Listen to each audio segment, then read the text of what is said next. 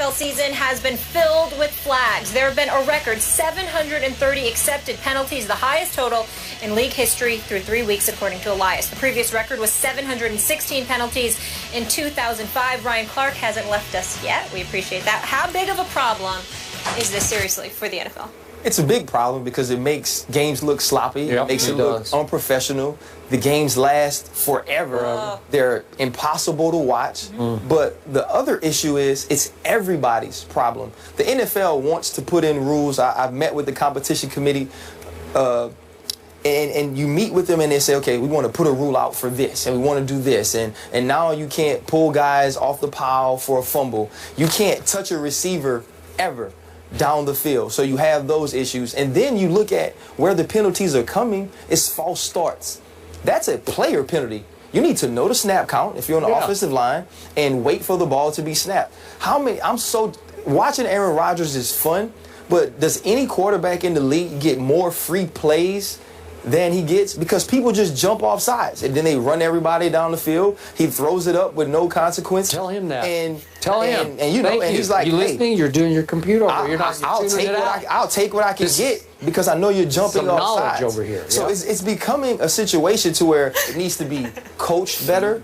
But we also have so many rules now in the NFL, and referees, so many points of emphasis coming into every year. You watch Clinton Dix the other night. He makes a hit on Jeremy Maclin. It's with the shoulder to his shoulder, and they immediately throw the flag. That's probably a play that when it comes to fines, they'll say, oh, that wasn't the right call. So then there's calls on the referee.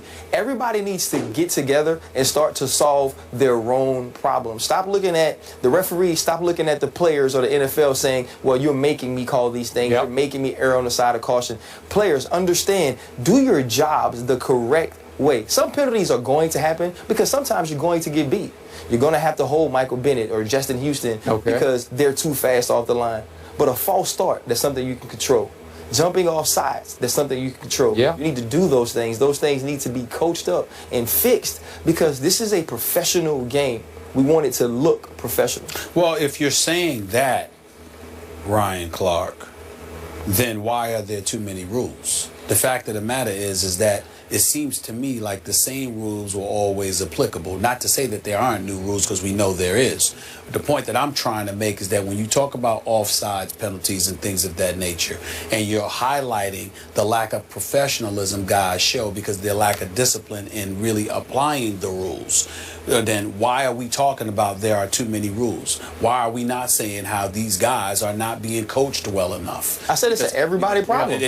But to me, I don't know if it's a league problem. And the reason why I don't know if it's a league problem, you know you can't jump off sides. You know stuff like that. You know you can't have false starts. You know that. So that the last time I checked, that rule existed back in, what was it, 2005, when the previous record was 716. It existed back in 2000. It existed back in 1995, 1990, 1985. The list goes on and on. There's a whole bunch of rules that have been in place, but those rules seem to be similar. If they had a breakdown of exactly what penalties were being called, I think we have. I got it. The most is offensive line holding. That's what I didn't see that in here in this story. I'm sorry. I just feel that it was 730 penalties last year. It was 661, so it's up 69 from a year ago. I saw those numbers, but I would like to know what the breakdown is, because if we find out that it's rules that have been in place for generation that these guys are breaking, then to me that speaks more to the coaching.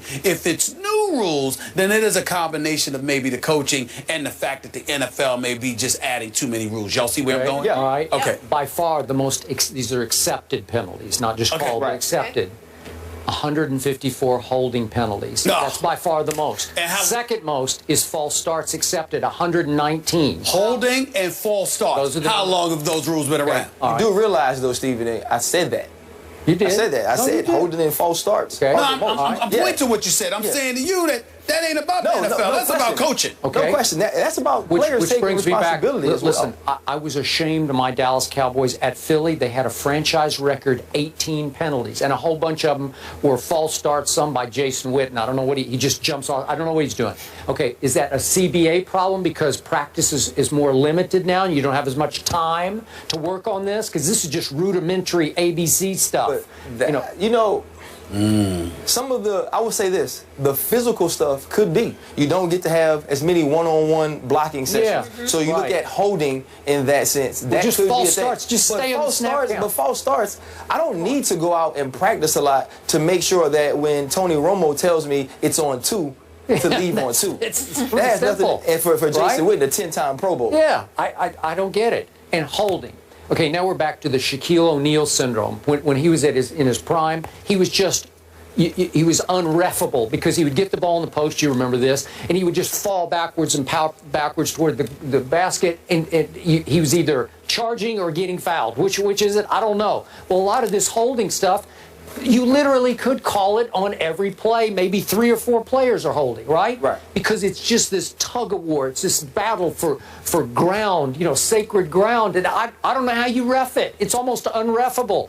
You don't want to just flag every play, but you probably could flag every play. Right. I don't know how you mandate that from the league because they don't want blatant holding on every play. But then it's supposed to be an offense. The game's supposed to belong to the offense. You want to score more points. Well, then why have you called 154 holds?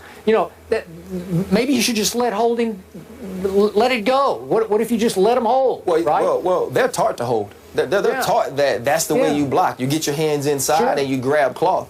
And so what's happening, though, these athletes on defense, when you talk about J.J. Watts and Justin Houston's and Ndamukong Suh's, these guys are unblockable most of the time. And that's why these things are happening. But Stephen A. makes a good point about the coaching. Guys have to be coached up in certain situations to do the right thing. Offsides and false starts, that's not coaching. A lot of those other rules are, and it's an emphasis on those things. It's also picking the right players. You got to find guys that can get these things done. And either they're not out there from what we're seeing, or they're not being picked and put in the right position by coaching. And that's why I say it's an everybody problem. The last point, to bring up your point about the CBA, remember that would fall on the players as well. It would. Because one of the arguments that they made was to have less practice in terms of contact. So these are the kind of things that ultimately are a residual effect of it not practicing. Are we heading toward legalizing holding? Just legal, just so you can just grab. No, I don't believe that. Because I think once you legalize it, it goes to the point where they don't even try to conceal it. Guys are getting run by, they're grabbing jerseys from the back, and then it becomes an injury problem, which the NFL and NFLPA are trying to protect players. Gotcha. It'll be interesting to see how the league responds. Ryan, thank you so much for hanging out with us. We appreciate it. Stephen A. approved of my suit, so because he's always on me, catching me in the hall. He's like, I don't know about that, brother. So well, right now it ain't even about your suits. I think you like trying to look like Ray Lewis with the muscles coming out of all of that stuff. You see how big Ray Lewis? Out, guns out. Somebody.